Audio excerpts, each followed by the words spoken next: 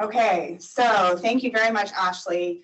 The next part of our meeting is going to be doing some recognition. We did a lot of that last week, Public Service Recognition Week. So we're going to do a quick recap of some things that looked like. And so let's see, why are we paused on the screen? What's happening? Please will share the screen. Do you want to unshare it? I broke it.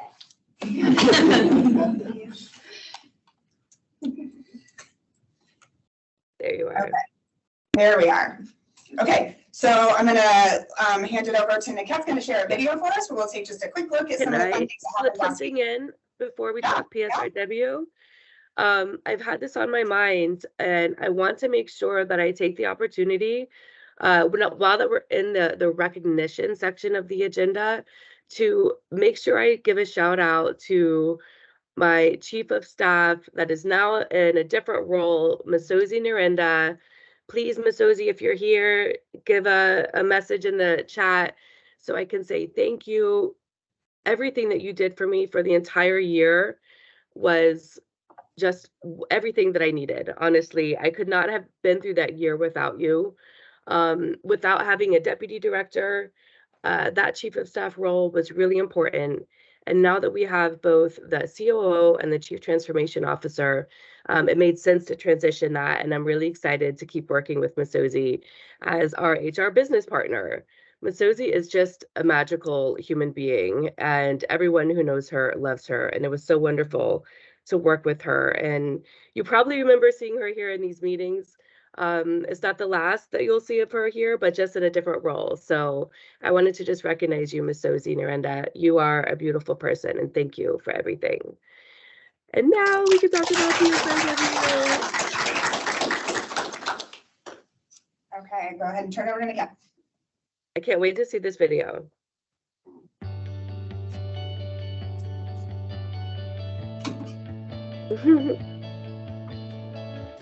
That's cute.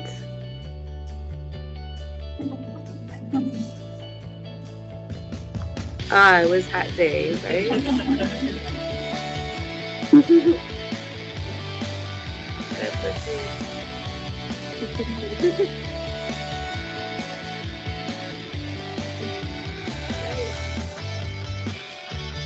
Joe, and the governor.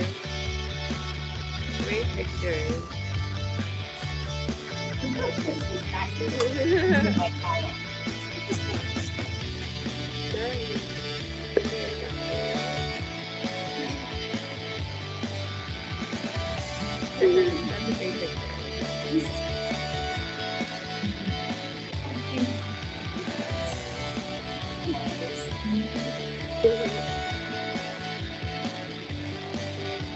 What a beautiful day on campus. It was.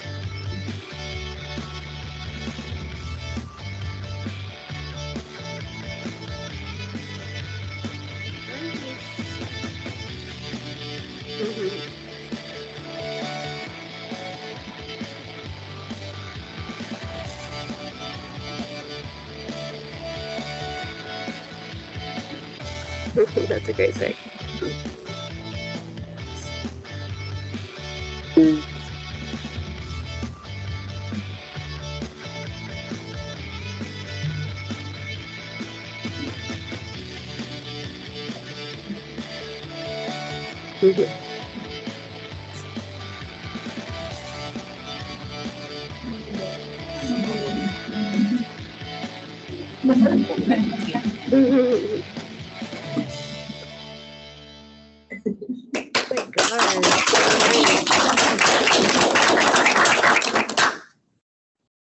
Can I tell you how nice it is to hear real applause? First of all, thank you for being there in person. That was awesome. It looks like I missed not just a beautiful day, but a beautiful event. I saw the governor was there, and y'all were eating hot dogs without me. That looks like a lot of fun.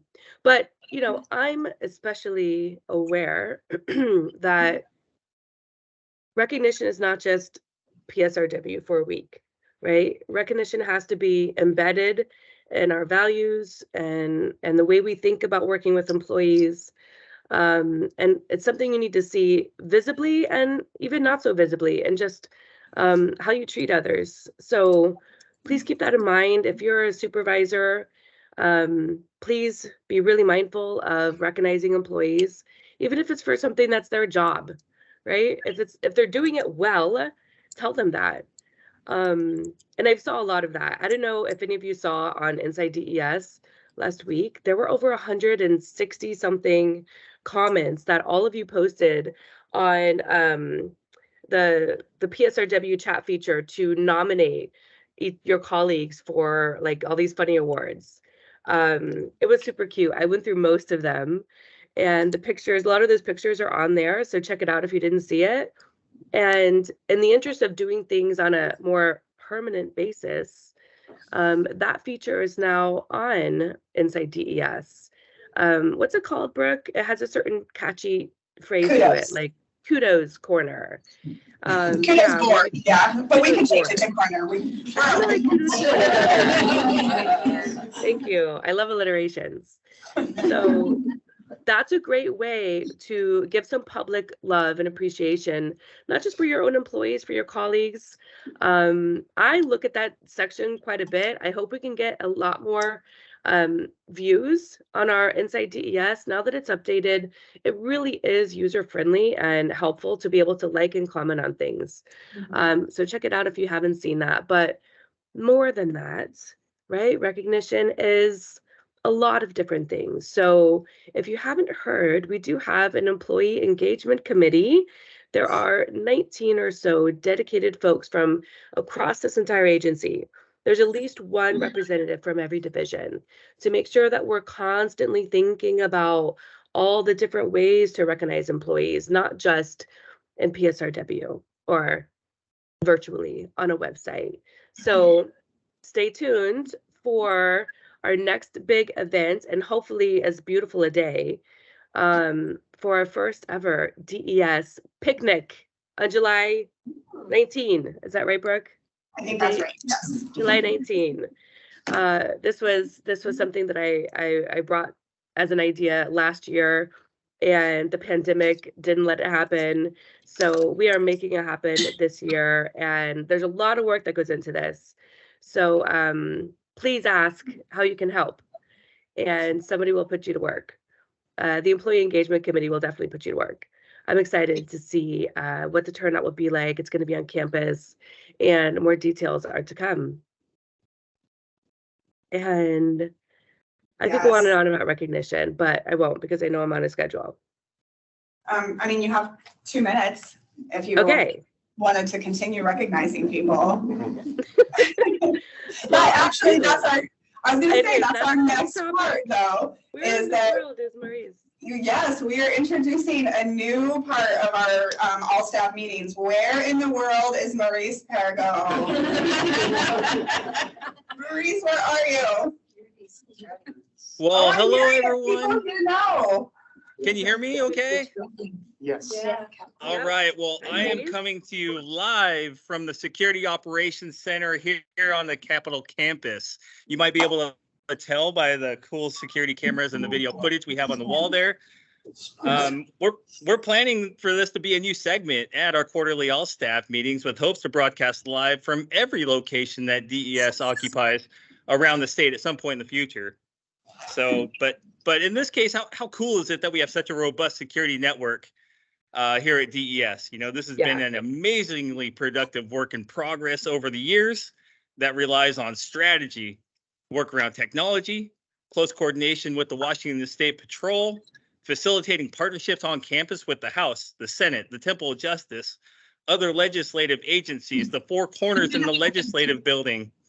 Just a remarkable amount of coordination that builds not only credibility and trust, but the partnership that helps us keep the campus safe during times of extreme, protest and difficult situations. So we're doing some really great work out of this shop here in Capitol Services and Capitol Security and Visitor Services. So really excited to be here today. I wanted to thank Ron, the people that are in the room, David, Jessica, Matt, Got Cody right behind me. I'm not sure if you can see Cody, but he's back there. We got Alex, Kelly, and Jordan over there on the other side of the wall. Thank you all. I did bring them cookies, so just to make sure that they were welcoming to me. So, but you know, our security team that works in this space, they are our eyes in the sky. You know, they provide us cover on campus 24/7. Thanks to this security operations team led by Ron Peluso, we have helped our incident response and WSP by giving real-time visibility over events that are occurring on site. We've allowed for more thorough investigations with Olympia Police and the State Patrol after incidents occur by providing that video footage. And their awareness, frankly, and visibility over things that are happening on campus and at our parks at various times of the day and night has literally saved lives. Whether it's calling the police to respond to some suspicious activity or calling emergency services when we see someone in distress. You know, the value that this team brings to campus is an amazing example of fulfilling our mission to strengthen the business of government. So as cool as our Security Operations Center is, the other reason I came here today is to specifically acknowledge some great work that was coordinated within Campus Security and Visitor Services. Matt Jones, Joe Aiken, David Ruth, Jessica Schaefer, you all were instrumental in supporting some very high-profile dignitary engagements with the governor here in Washington recently. The president of Finland and the premier of British Columbia visited our campus on 2 separate occasions during the legislative session. Not the easiest time to coordinate some big activities, but nonetheless, we pulled it off without a hitch. They came with full entourage and security detail, which required a ton of coordination between DES, the State Patrol, the Gov's office, legislature, and many others to support that event and ensure their safety. The coordination was so good that the governor wanted to express his appreciation through a letter. It got put in this portfolio here, personally thanking our Capitol Security and Visitor Services Division for our excellence and professionalism, which was apparent by both delegations. So they received a thank you from the delegation. So I'm here, Matt Jones, with this personal letter of appreciation, which was to Tara and DES, signed by the governor for the great work of our own CSBS division. Thank you very much, Matt. Joe, David, Jessica, you're all great examples of DES providing really high quality service to our customers, and you are very much appreciated. I'm going to bring Matt onto the screen. Where's here real Matt? quick. Yes. Thank you.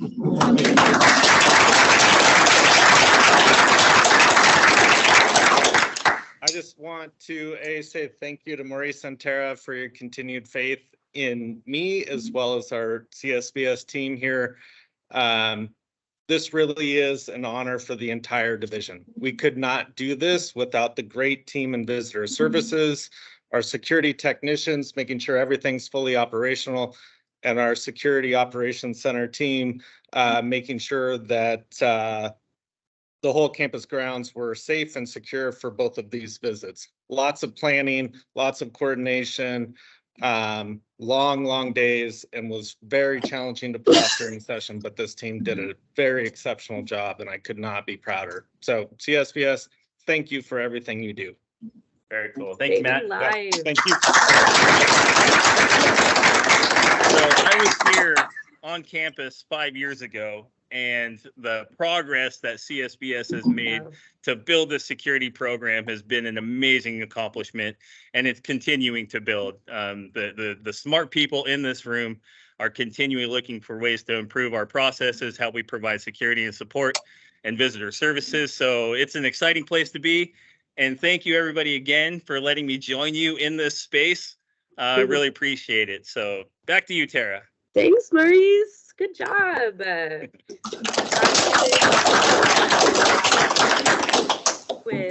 Agreed, same. So impressed with the Security Operations Center and the difference that they're making and what's happening on campus, how quickly we can respond to it, and literally saving lives sometimes. Extraordinary work being done there.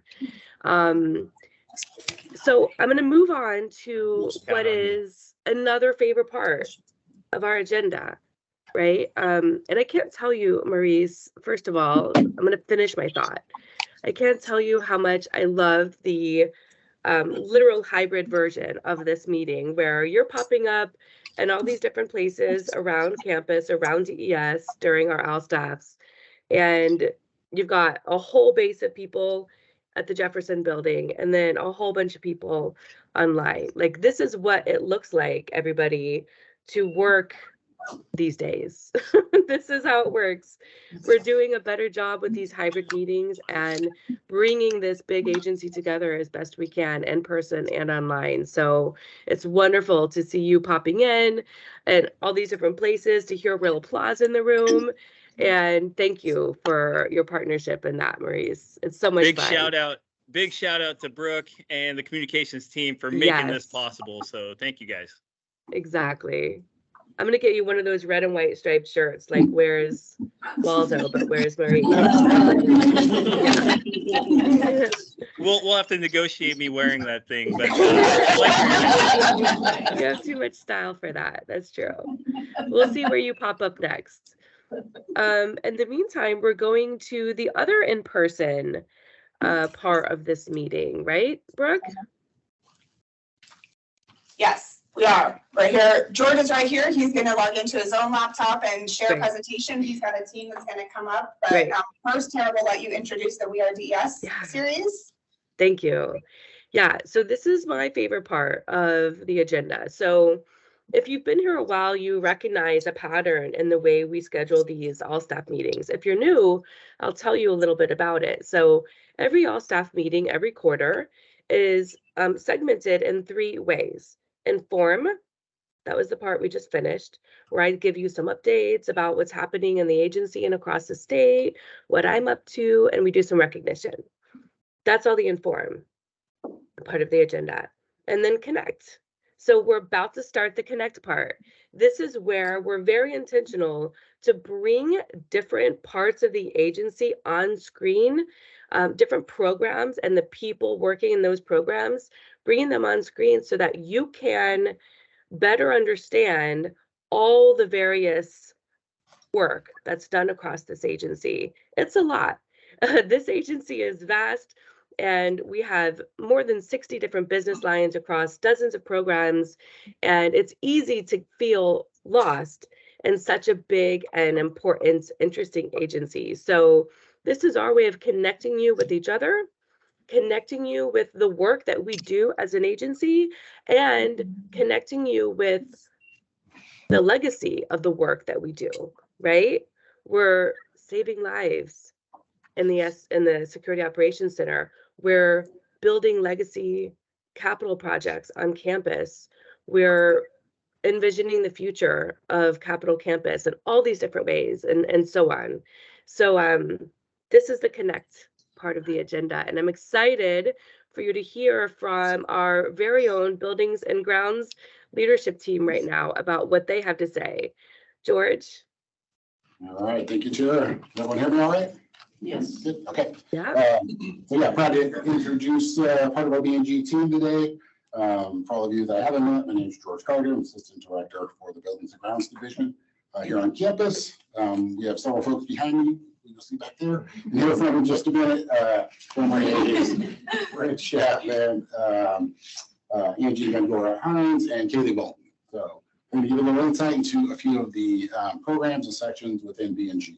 I'll just kind of kick it off with a brief overview. If you aren't familiar with BNG and what we do, we're responsible for the daily operations and maintenance of facilities and assets on the Capitol campus. So buildings, garages, and the grounds. We have 3 primary programs: maintenance and repair program, facility operations, which encompasses a few other sections, and then our support services custodial program as well.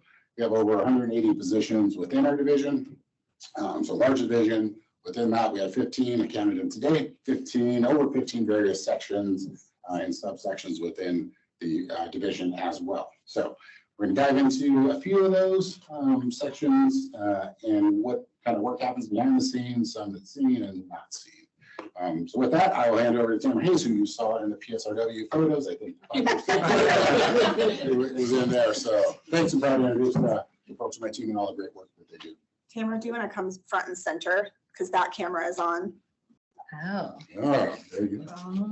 well, And then we hello. can have people come up with you. Okay, so I am Tamara Hayes, the Deputy Assistant Director for Buildings and Grounds. I want to, I'm just gonna move you just. oh, real I'm, quick. Just right here. all right, we're ready now. So I oversee the facility operations, and I want to just kind of tell you what that is. It is our property managers that represent both the campus outside of Thurston County, which is Kelso, Yakima, and Seattle, and then off campus within Thurston County, and then the grounds as a whole. We have our property manager Brent here to speak about that. We have the work management center, so anytime that you're filing that you have a problem with a window or something, that comes to us. We have parking, and we have supply and procurement. So that is all part of our facility ops. Chris couldn't be here. He's our maintenance repair superintendent, and he oversees the fire and environmental team, the electric team, the carpentry and paint team, and we have Angie here to speak from the HVAC team, grounds, and plumbing. So we do a lot. And the other group is our custodial services, support services, and refuse recycling. That is all the things that we do at B&G, and we have a very awesome team. So I want to introduce Brent Chapman. He's going to speak to you about the arboretum that we now have here. We're here. Is this where you want me, Brooke? Well, now this is gonna be a joke, isn't it? So, if you're presenting, then yes. When we bring the group out, the room camera is on, so you can be in the center. I'm good You're here. good, you're good. Well, good afternoon, everyone. I thought I was invited to give a weather forecast in front of the green screen, but it turns out I'm really here to talk about how the grounds operations department strengthens the business and government. So over 90 years, the grounds team has been providing safe, functional, and aesthetic outdoor spaces for our tenants and our visitors. And in fact, the World Health Association released the results of a study recently that if you're exposed to nature for approximately 30 minutes a day, employee productivity will go up as much as 45%.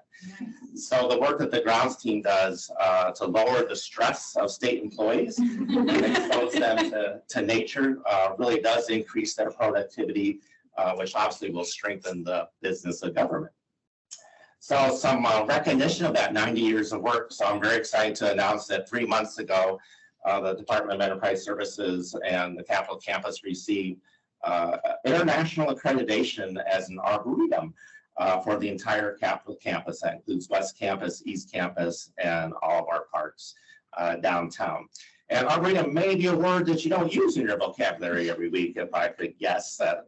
So I just want to make sure that everybody listening today understands what an arboretum is. If you kind of think about an arboretum as a cool collection of trees, like an outdoor museum, perhaps you've been to the Hooley Art Museum, where you go and really enjoy and appreciate and learn about glass blowing and glass art.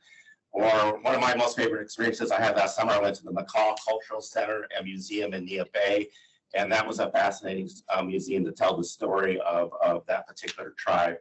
So think about that when you think about an arboretum. It's a collection of trees that you can learn about and enjoy and appreciate. So this accreditation, it turns out that there's about 2,097, now there's 2,298, counting us, arboreta across the world, and about 25% of those, 578, are actually accredited. So that's a higher level of recognition to actually be accredited. So we're part of an elite club now, about 25% across the world. And there's actually 4 different levels of accreditation. I won't go into all the details today. So we're starting out, we're a good place to start. We're at level 1 out of 4 levels. And just an example of a level 4 arboretum, if you're familiar with the Washington Park Arboretum in Seattle, which is part of the University of Washington. They're a level 4 because they have a very robust outreach and education program. They do scientific research. So just to give you an example. And then we had our first Arboretum Advisory Committee meeting a couple months ago that's going to help guide this effort across campus. And we have about a dozen objectives. I won't share all those today. But the four that I'd like to highlight, because I have current projects associated with them. Number one objective is to inventory, preserve, and care for the trees currently growing in the Arboretum space, which, as I mentioned, is the entire 486-acre Capitol campus. So current project that we heard about from Ashley. So the legislature did give us, as part of a successful decision package, Buildings and Grounds is getting additional operating funds to hire consulting arborists and actually arborists to take care of our trees above and beyond what our Buildings and Grounds staff can do. So very exciting to always get money. The second objective is to plan and execute the addition of new trees, because, you know, if you have a few thousand trees, you really need a few hundred more to add to your museum of trees. So the landscape campus modernization project alone, the addition of the new Newhouse building and the expanded Pritchard building, will be bringing over 150 new trees to campus. We're losing a few trees, but we're adding a significant percentage well beyond that. And then one cool thing is a goal we've had even before we came in Arboretum was to have every kind of tree that will grow in Olympia represent on campus. That's about 102 different kinds of trees. And believe it or not, we have 75 already on campus. So that only leaves like 25, 27 left to go. So I'm working with the grounds team this summer to identify locations for these last 25 types of trees. The third objective is to educate the campus and visitors about the historic Olmsted legacy on West Campus. And we're going to be collaborating with the Washington State History Museum to bring a symposium right here to campus to teach our staff and DS employees and visitors more about what really frames and the vessel that holds the Arboretum on West Campus. And then lastly, the last objective I'll talk about today is to educate campus tenants and visitors on the cultural and geographic significance of our tree plantings. And so just like we have videos of all of our memorials on campus, we're going to start to create videos for our significant trees to post to our webpage so that people that can't come to campus can enjoy our beautiful collection and the new Arboretum status. So it's really exciting for the grounds team to be part of something at an international level and start to bring even more visitors to our beautiful campus and increase employee productivity.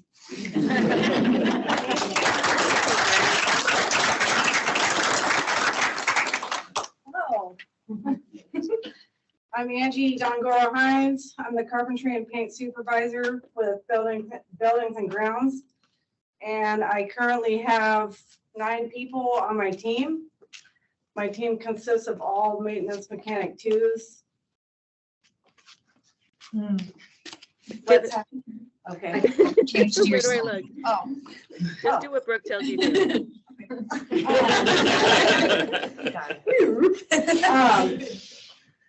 So they have a working title of 6 carpenters and 3 painters. And that consists of working in every single building and in every single part of the campus. We know the campus very well. I'm very proud of everybody on my team. We're an extremely visible group of people. The work that we do really stands out.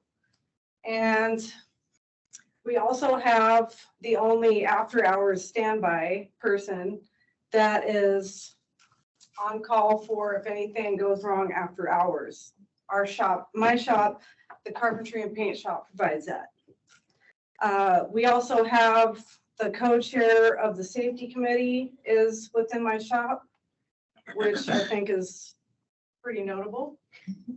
And like I said, we know the campus so well that we're actually very fast at building things. We've accomplished the biggest remodel in years at Helen Summers at Suite 2200. And we've been asked to come back again for 3200. Oh yeah, I forgot I was supposed to do that. We just press buttons. Yeah, and so I'm pretty happy. If we didn't do a good job, they wouldn't ask us to do it again. So here we are. We're gonna do that again. 3200 coming up in Helen Summers. We also have a remodel that's going on in the insurance building on the 4th floor. Our painters are painting the 3rd floor. And we have a lot going on. We're a small group of people, but our output is enormous. The amount of work we do is enormous. And I'm very happy to say this. One of the full-time staff is going to be in my shop. Of the new staff. What's that? New staff. Oh, in the next year, we get a new full-time position. So, some things that we have coming up, we're gonna be painting the Heritage Park restroom, Marathon Park, Interpretive Center. Those are some big things that you'll notice. Isabella Bush Record Center is going to be painted. Deschutes Parkway, we're gonna stripe that. But it isn't just about what we are, oh yeah, I should do this. What we are doing on a day-to-day basis. I've been asked why I chose to work at B&G, and I'm pretty sure I'm the first female trade supervisor, I'm pretty sure.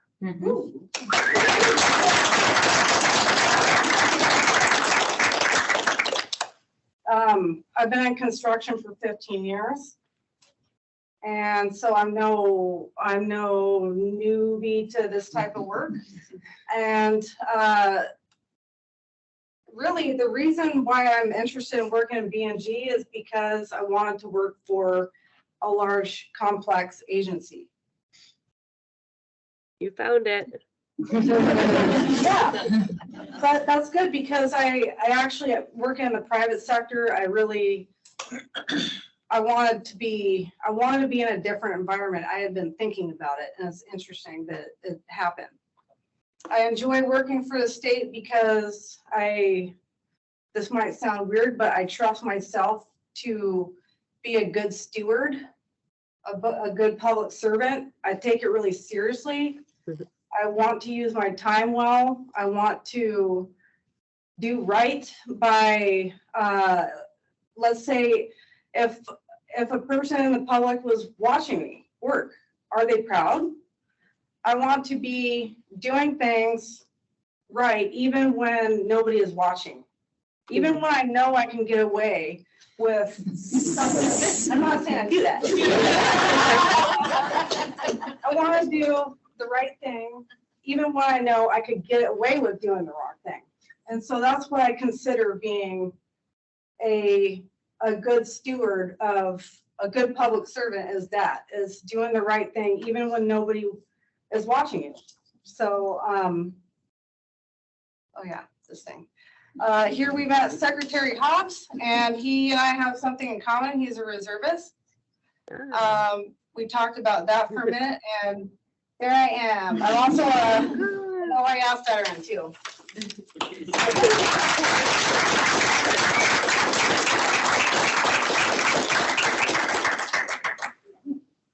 Hi, Kaylee. So I'm Kaylee Moulton. If you've seen me, I've been on the grounds everywhere.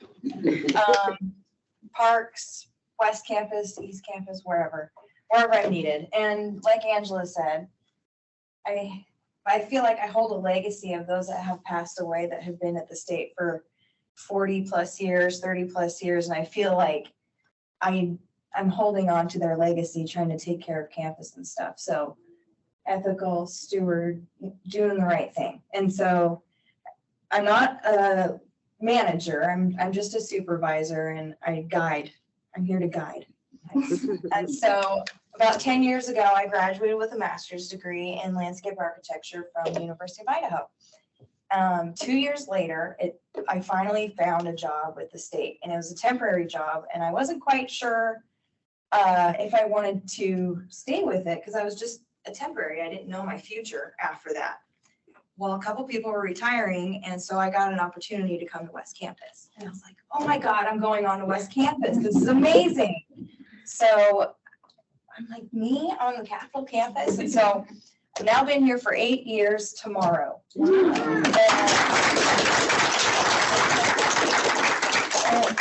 I honestly can't see myself working anywhere else. I don't know if I'd be able to do a desk job because I love what we do, and there's always chaos. There's never a dull moment.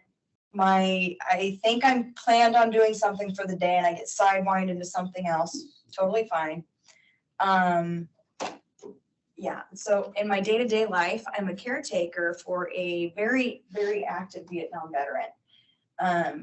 I do his house, his yard. I live there. I live in Tootle. Everybody knows, some people know that. It's about an hour away.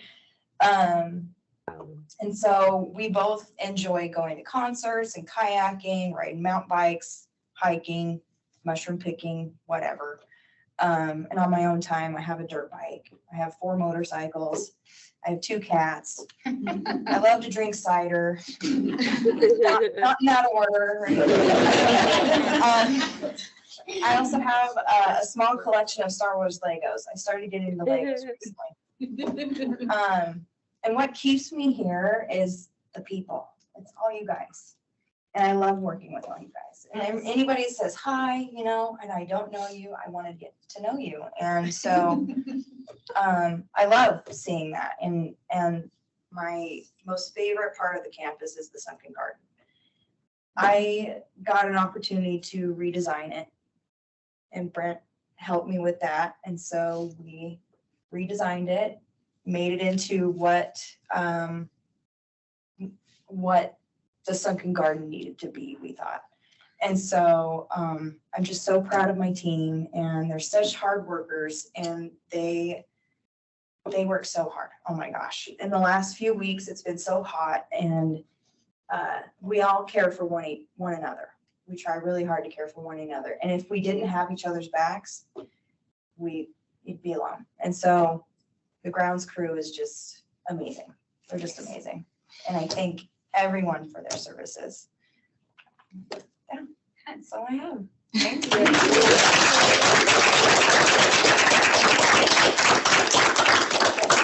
Okay, perfect. Wow, I'm sitting here watching these extraordinary women get up in front of a huge, what sounds like a huge room of people, and talk about themselves and show such amazing leadership. And I'm just absolutely bursting with pride sitting here. Thank you both, Angie and Kaylee. I want to get to know you better. Tamara, hi. You're standing right in the right spot. Thank you for facilitating everything in person. I lost the camera though. I can't see you all now. I turned it off just as you did said hi. something wrong. Hello. All right. Are we transitioning, Brooke? We are, yes. Okay. I am going to now bring you to another part of the state altogether. Good job, Angie.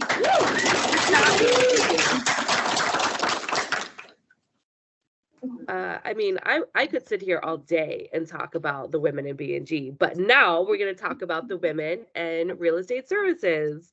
And what you see on the screen in front of you are all of them popping up with their leader and newly permanently appointed Assistant Director Rick Bushnell. Please welcome them to talk a little bit about what they do in real estate services. Hi, Rick. Thank you, Tara. Yeah, like you said, I have my amazing leadership team here. I'll introduce them in a second. Just a quick introduction of real estate services. Like Tara said, Rick Bushnell. I'm the Assistant Director for Real Estate Services. So going to rush through this a little bit, but not too bad. We'll cover a lot of fun stuff. So we represent the agencies, state agencies, boards, commissions, community colleges for everything real estate related. We have a large portfolio. We have over 1,000 leases statewide. And I'm going to share something kind of fun right now. So let's see. I think you guys can see my screen. Yeah. Should be the state of Washington. So this is kind of fun. So when I talk about real estate services, a lot of times the audience thinks that, oh, the state of Washington, they just have facilities in Thurston County, maybe a couple in Seattle. Well, actually, we have 1,000 leases, 700 buildings statewide. We have every county, as you can see. Puget Sound corridor, of course, has the most. The other thing I think is kind of interesting is A lot of stakeholders think, oh, we just have offices, oh, maybe some warehouses. But actually, we do amazing stuff. We've done a distillery center for community colleges. We lease a golf course. We did a toxicology lab for state patrol. We do lottery kiosks. We actually have space in shopping malls for the lottery commission. We do airplane hangars, air monitoring stations, boat docks, boat moorage. Anyway, lots more. It's really fun. So I just wanted to share that because so many people think we're just offices in Thurston County. We're way more than that. But I'm gonna stop talking and stop sharing and let the amazing RES leadership team take over. So Mimi, do you want to get us started? Talk a little bit about the leasing team, what you do. I know. And maybe a little bit about where you're at. Yeah, I'm actually in Seattle at a little Italian restaurant called Tutabella. I took my leasing staff to do a tour that we've had planned that went south in the holidays because of COVID. Everybody got COVID, so we had to reschedule for today. Honestly, it was super timely. We went and visited Seattle's Lighthouse for the Blind. My goal for the visit was to really showcase to my staff that how our work makes an impact, a positive impact, and the people that we touch through the work that we do. And so I know Kim Kirkland is, I'm sure, in the audience or somewhere, but I gotta tell you, everybody on this tour had the same exact response that you and I did. And it was very emotional. My staff is super emotional about what they experienced today. We learned a lot about processes, lean processes, and what they have to do to make our daily things that we take for granted and how they enhance their life to make sure that they have a job. And it's amazingly inspiring.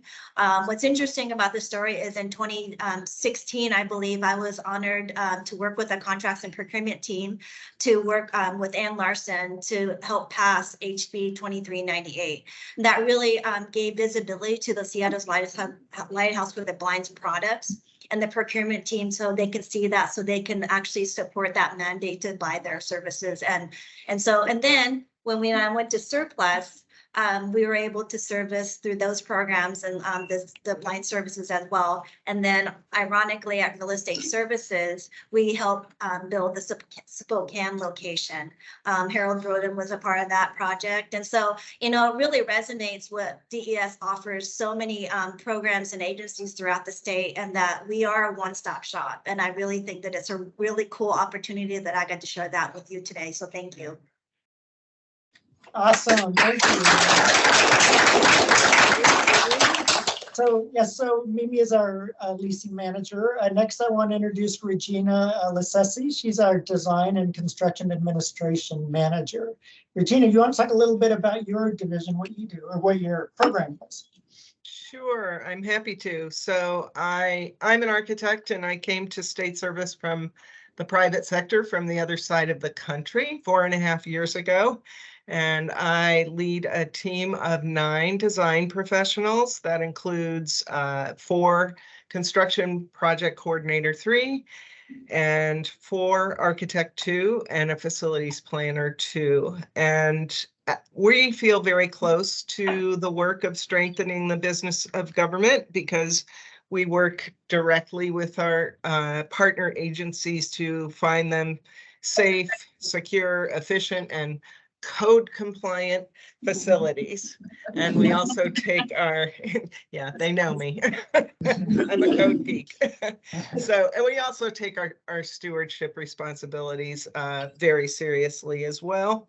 Our work is focused on finding new space that suits the program requirements of our customer agencies. We do alterations in existing space. We assist when there are lease compliance issues, which isn't too often, but it does happen. Programming and planning is needed by our agency customers. Deferred maintenance, assessments at the time of renewing leases, and of course, electric vehicle supply equipment. So right now, we have kind of an unprecedented workload. It's just busy all of the time, which is very exciting. It's better than the alternative. And I think what our most interesting and most pressing projects are now involve downsizing and the new world of work, which is transforming existing spaces to utilize space in a more efficient manner and in a manner that is more inviting and welcoming and inclusive to state employees. So there's a lot of creativity involved in that work, and we're really proud to be a part of it. We are different from our partners in public works because our work is done in privately owned buildings. So we engage with the lessor to assist us in getting that work done. What makes us different from our partners at FPS is that we actually do get involved with the design.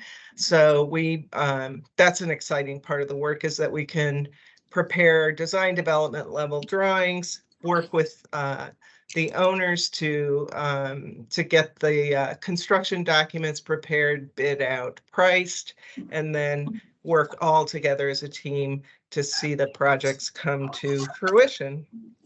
I guess that's it. That's about it. So thanks for listening. Thank you, Regina. That was great. Perfect. So next person, Lana Gunnarodny-Graham. She's tasked with executing all the complicated leases, the interagency agreements. She's our representative on the SEEP Council. She does for lease facilities. She manages all our crazy data, just volumes of data. So Lana, take it away. Thanks, Rick. Thanks, everybody. And thanks, Tara, for having us here today. So as Rick mentioned, I'm the business manager for Real Estate Services. So I come from a background in contracts and procurement and government and state work. Before I came to Real Estate Services, I've been with Real Estate Services for about, I want to say 4 or 3 years. It's kind of hard to keep track after a while. So I manage a team of seven folks, a couple of CSs, a couple of MAs, and a facilities planner. We support Real Estate Services doing a whole host of responsibilities, but I'm going to primarily focus on sort of our primary duties, which is what kind of Rick went over here. We put together lease contracts and amendments that Mimi's team negotiates out in the field. We do about 120 to 130 per year. We also put together the interagency agreements that we enter into to do those projects. So we do about last year we did about 180, but I think that ranges depending on the needs. And of course, we're a group that collects all that data and produce reporting for the legislature, for metrics, for ad hoc reports, for analysis, et cetera, et cetera. So that's sort of short and sweet of what we do. Back to you, Rick. Awesome. Thank you, Lana. Yeah, I think just a couple more minutes, Tara, on kind of some of the things that we're doing right now. So Regina mentioned this. Right now, agencies are really reevaluating their space. So you can imagine of the 1,000 leases we have statewide, so many staff are teleworking. They have long-term leases. They want to get out of the leases. So we're working really closely with the Office of Financial Management, with the agency directors, to come up with a plan to optimize their footprint, similar to DES, like in 1500 Jefferson, we may have an opportunity. So we're doing that statewide, and it's really exciting, and it's really a pretty special time to be with RES, and actually with all of DES. It is, right? There's a lot going on here, and it's not just what you see in front of you, it's across the state, and it's in private property, and it's all these, it takes so many different forms and functions, the work that we do together. I hope that this section of the agenda really does help you feel more connected. If it does, say so in the chat. If it doesn't, tell us to do something else, because that's an important part of bringing this agency together, is helping you connect with the work that your colleagues are doing across DES. I love it. I love hearing from all three of you, extraordinary women in leadership roles across the agency. And Rick, I'm super proud of the work that you all are doing. And there's so much crossover, right? You're doing work that B&G is also doing on campus and just across the agency. There's so much support that I see you providing our own employees as well. So thank you so much. Yeah, everybody loves this connections part. Yeah, it's great. We took a little more time because I wanted to make sure that all of you had the chance to tell your stories. This is really the most important part of this meeting agenda. So thank you all so much. And I love that you're calling in from all different like parts of the state. In person, at home.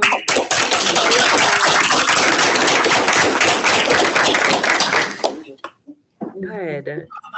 Well, the final part of the agenda is also important. This is where we engage with you to answer whatever questions you have. There were only 3 pre-submitted.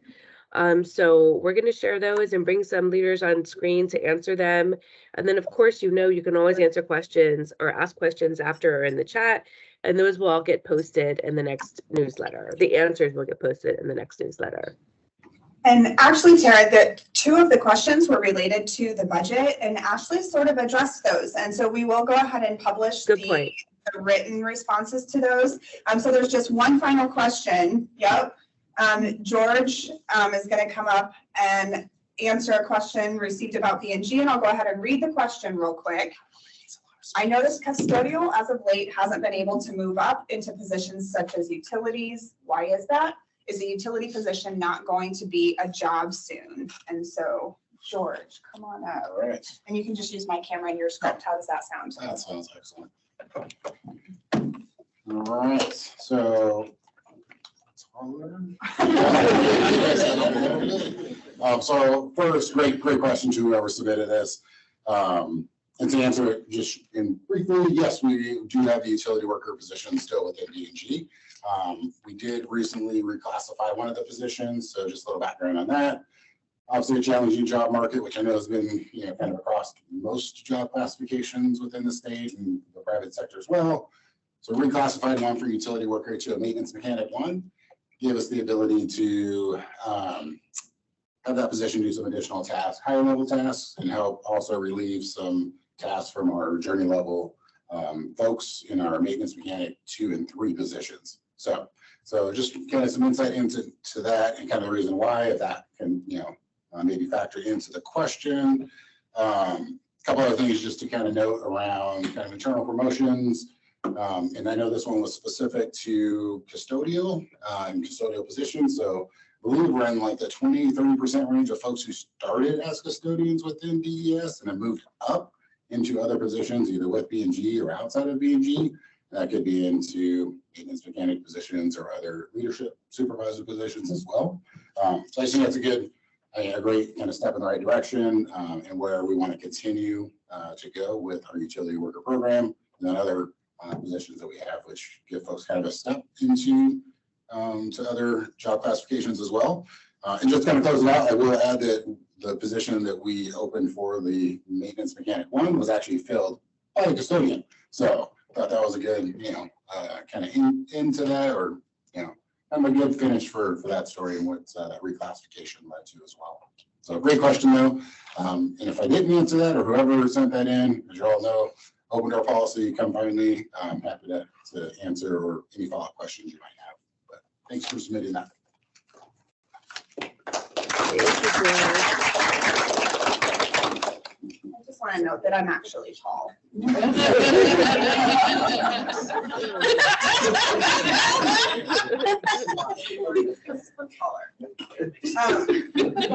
I will make one note that sometimes we get questions that come in that are understood to maybe be from an individual scenario or things that the question wasn't clear to us or how to answer that. And so if you submitted a question or if you have questions that didn't get answered today and you would like to know the answers to those, please feel free to reach out to your leadership. And also I want to use this as an opportunity to plug the Talk to Tara button on Inside DES. And Tara is very responsive to the inquiries that come in through there. So please feel free to reach out to that area as well. And I would also add, Brooke, because I know everybody's really anxious for more information about the booster bonus, I guess, as I'll call it, that the governor approved. I've gotten some questions about that myself that none of us know how to answer yet. You heard that from Ashley, but HR is connecting with state HR about creating some definition so that we all know exactly what that looks like. Please stay tuned. We're all interested to see how that's going to roll out, and from what I understand, it's not a complicated process. So I can say that much and know that to be true. It's nothing new. You may be able to use the boosters that you already have. So we'll learn more about that soon. Please stand by for more information. Thank you. We have one final section of the meeting left, but before we do that, I want to, Jeff Calvin's here, who's helping us from ETS with all the technology side of the camera and the sound, and there was lots of testing going on before now, so I want to give Jess a shout out, number one. Now I'm going to ask her to work. Would you please turn the camera around so we can say hi to everybody who's here? Yeah, I can't see the room. I would love that. Okay. Let me know if you can see that. Let's see. The camera doesn't look like it's on. Oh, Oh wait, there it goes. It just takes a little bit. So there's everybody. Hi. We're in 2208 in 1500 Jefferson, and so we've got a decent sized crowd. All the seats are essentially filled, and we've got standing room only almost. And so we hope to grow this and more opportunities to do this hybrid thing. So yeah, thanks, Jess. Thanks for being there, everybody. Okay, so the final section of our agenda is new. We have been doing inform, connect, and engage as the different sections of our agenda, and we are adding inspire. And this is an idea that came from Pam Duncan, our new Chief Transformation Officer. And so Pam, if you're there still, I know that Pam's out of town, and so it was connected. Yes. Okay, I'm just going to turn it over then. Go for it. Awesome. Thank you so much. And I also want to give a special shout out to ETS because I am an ETS frequent flyer. If those were miles, I'd be able to fly somewhere around the world round trip. I just want to say thank you so much to ETS. So what I'd like for you to do real quick, every single one of you, I want you to look around the room, look around the virtual room, look at the names that you see on this call. Look around the room wherever you are, and I just want you to look at one another, look at those names, and appreciate who you see. I just want you to appreciate everyone. What I am going to talk about is the journey of belonging.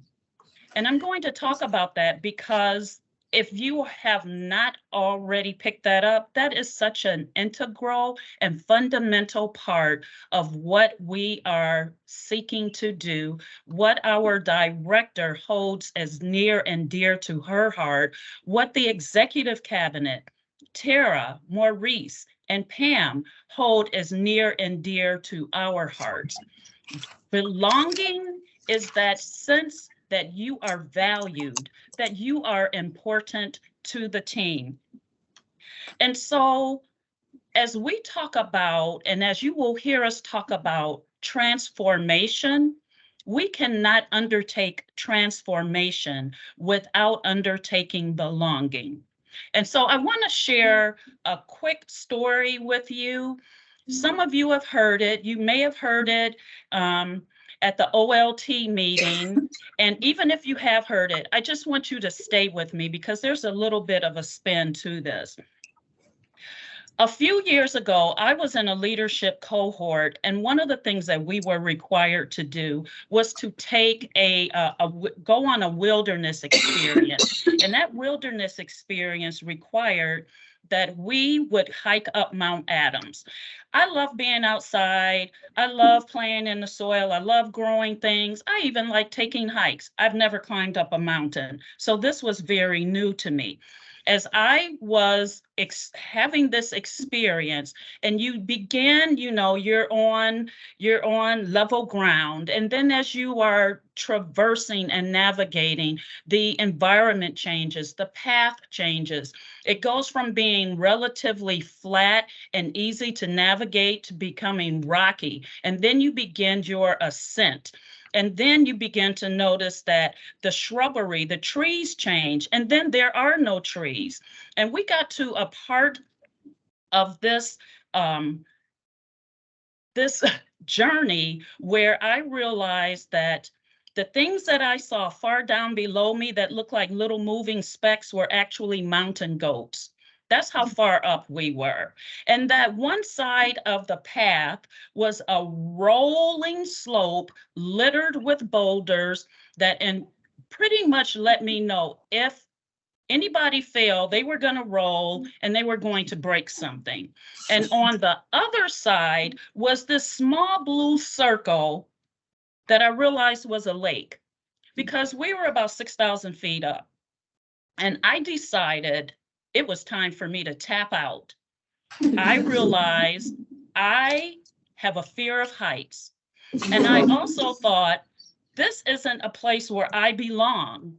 I was going to just bow out and I would have been fine. But my team would not allow that to happen. No one was going to stay behind. And so one of my teammates, who has since become a dear friend of mine, said, Pam, just watch my feet. Follow me as I go up the last leg right before we summited. And she quoted Maya Angelou to me. She encouraged me. She sang, put one foot in front of the other to me to keep my mind off of my fears. And the person behind me is a former police chief who said, Pam, I got your back. Don't worry about it. You're going to be fine. And I was fine. And we were almost at the top. And then I thought about the fact that we had to come back down. And that there was no helicopter coming to rescue Pam. And that I wasn't going to be able to rappel down. So when we summited, while everybody else was celebrating, I was just having a fit in my mind about the fact that we had to go back down, and I didn't know how that was going to happen. But what happened, my day pack and everything in it, the guys took all of the weight off of my back. They took everything in my pack so I could navigate down. But I was still so paralyzed with fear that I couldn't move. And sometimes we're in spaces where we're paralyzed with fear and we can't move. And then as I did begin to move, my legs just turned into jelly. And there was a voice saying to me, you're going to fall. You're going to fall because you're afraid. You're going to fall because you feel you don't belong. You're going to fall because you've never done this before. And guess what? When you fall, you will fail and somebody else is going to die with you, because they're going to reach out to try to help you. And in that moment, I realized you can't operate like that. You can't function with a negative voice in your head. So the thing that died up on that mountain was the negativity that I was allowing up until that point to speak to me. And I made it down. And in the course of moving back down, I hear rocks falling. And the rocks aren't falling because I'm slipping. The rocks are falling because there was someone in front of me on his knees, moving backwards, moving the big rocks out of the way so I could navigate down. I will never forget that that journey and how I grew and how I realized that I did belong. And I felt that sense of belonging because of what other people did to make space for me in that journey, and to allow me to move forward even despite my fears. So as you look around, and I want you to think, who are you? And how do you belong? And sometimes we think we don't belong because our title says something that's not intuitive to being a leader. But you are a leader. Maybe your experience have you thinking, I can't ever do this. But yes, you can. Maybe you've come from an environment where maybe people did not support you. Guess what? New day, new place. One DES, we support one another. We must move the rocks out of the way for one another, but not all of the rocks, because sometimes the rocks in your way help you to become stronger as you navigate through the challenge or around the challenge. And what's also important as a takeaway is that the way you walk up and the way you walk down is different. That there will be times when you will experience something in your DES journey that will be new, and it will be scary, but we can do it.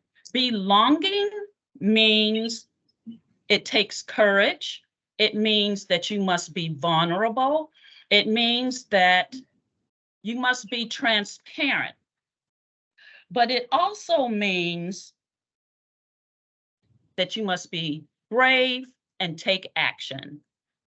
That is what belonging means. That's what transformation means. And that's what we are going to experience as one DES, that we are all here as a team together.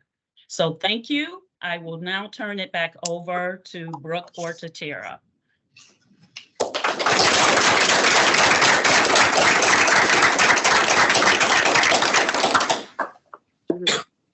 Real applause is just magic.